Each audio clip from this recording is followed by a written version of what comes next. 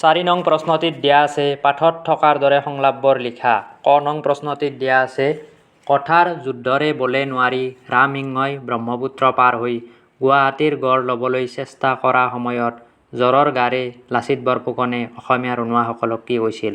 ইয়াৰ উত্তৰটো হ'ব কথাৰ যুদ্ধৰে বলে নোৱাৰি ৰামসিংহই ব্ৰহ্মপুত্ৰ পাৰ হৈ গুৱাহাটীৰ গড় ল'বলৈ চেষ্টা কৰা সময়ত জ্বৰৰ গাৰে লাচিত বৰফুকনে অসমীয়া ৰনুৱাসকলক কৈছিল, অসমীয়া ৰনুৱাসকল, মই যুঁজিহে মৰিম। চিলা পৰ্বতৰ ওপৰত এচপৰা মাটি কিনি থৈছোঁ, তাতে মোৰ শটো থবা, নাইবা মোক বঙালে ধৰি লৈ যাওক, তোমালোকে সুখেৰে ঘৰলৈ উভতি যোৱা। খ নং প্ৰশ্নটিত দিয়া আছে অসম এৰি যোৱা সময়ত ৰামসিংহই অসমক প্ৰশংসা কৰি কি কৈছিল?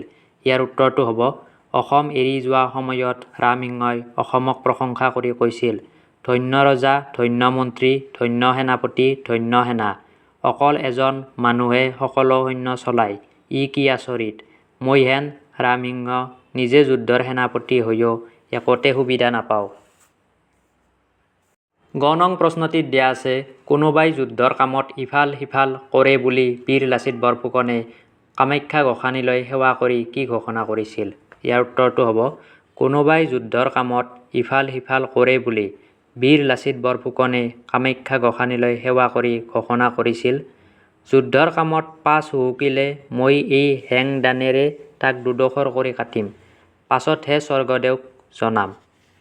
ঘ নং প্ৰশ্নটিত দিয়া আছে বৰ আই কুঁৱৰীয়ে কাপোৰৰ আঁৰৰ পৰা স্বৰ্গদেউক কি উপদেশ দিছিল?